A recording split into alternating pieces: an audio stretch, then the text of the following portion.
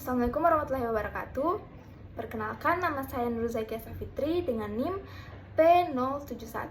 P0714203252019. Di sini saya akan menjelaskan materi tentang hematopoiesis. Jadi, yang pertama yaitu definisi hematopoiesis. Hematopoiesis adalah proses pembentukan sel-sel darah yang berlangsung di organ hematopoietik, terutama sumsum tulang, serta organ terkait lainnya. Proses ini melibatkan tahapan proliferasi, maturasi, dan diferensiasi sel yang terjadi secara simultan dan terkoordinasi. Selanjutnya yaitu pengertian dari proliferasi, diferensiasi, dan self-renewal. Yang pertama, proliferasi.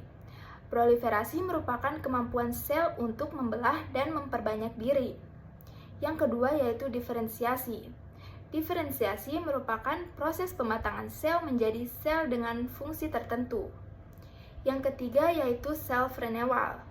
Self-renewal merupakan kemampuan sel untuk memperbarui dirinya sendiri sehingga tidak habis meski membelah terus-menerus. Adapun perbedaan utamanya yaitu yang pertama, proliferasi. Pada proliferasi mempunyai kemampuan membelah atau memperbanyak diri dengan adanya stimulasi mekanisme dari regulasi dan beberapa sitokin dan growth factor. Yang kedua yaitu diferensiasi. Pada diferensiasi mempunyai kemampuan untuk bisa merubah dirinya sendiri menjadi sel yang spesifik dan fungsional. Yang ketiga yaitu self-renewal. Pada self-renewal mempunyai kemampuan memperbarui dirinya sendiri. Selanjutnya yaitu hematopoiesis prenatal.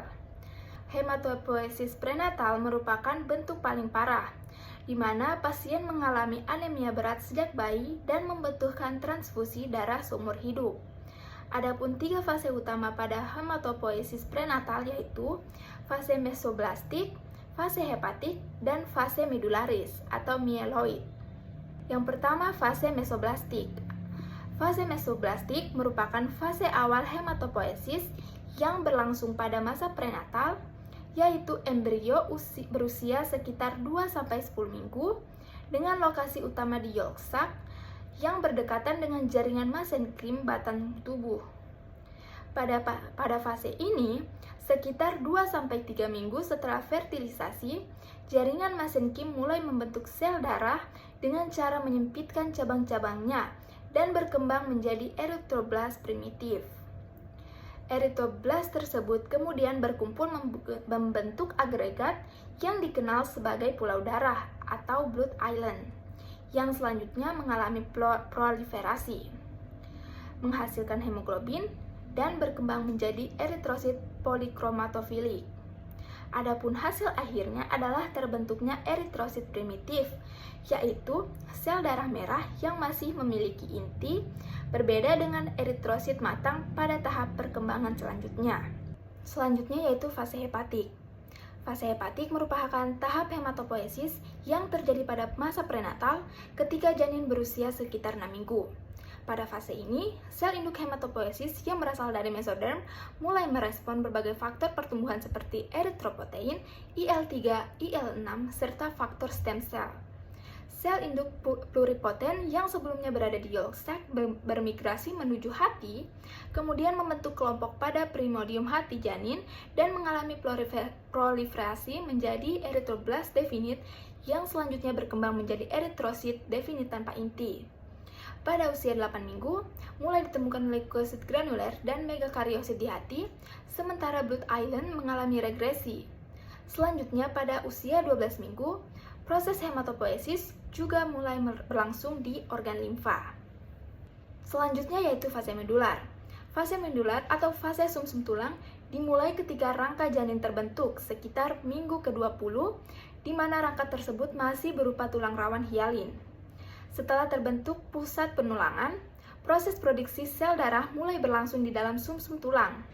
Pada tahap ini, sel darah dan mesenkrim masuk ke rongga tulang rawan, kemudian berdiferensiasi menjadi osteoblast dan sel retikulum yang berperan dalam pembentukan stroma sumsum tulang.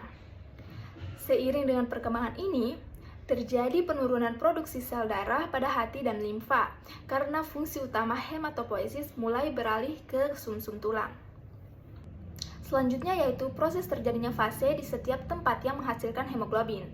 Adapun yang pertama fase mesoblastik, tempat terjadinya yaitu di yolk sac dan jenis hemoglobin yang dihasilkan yaitu Hb-Goer1, Hb-Goer2, dan Hb Portland. Selanjutnya yaitu pada fase hepatik. Adapun tempat terjadinya yaitu di hati dan juga sebagian di limfa. Dan jenis hemoglobin yang dihasilkan yaitu HbF. Adapun pada fase medularis, tempat terjadinya yaitu di sumsum tulang dan jenis hemoglobin yang dihasilkan yaitu Hba dan sebagian Hba2. Sekian, terima kasih. Saya akhiri billahi taufik wal hidayah. Wassalamualaikum warahmatullahi wabarakatuh.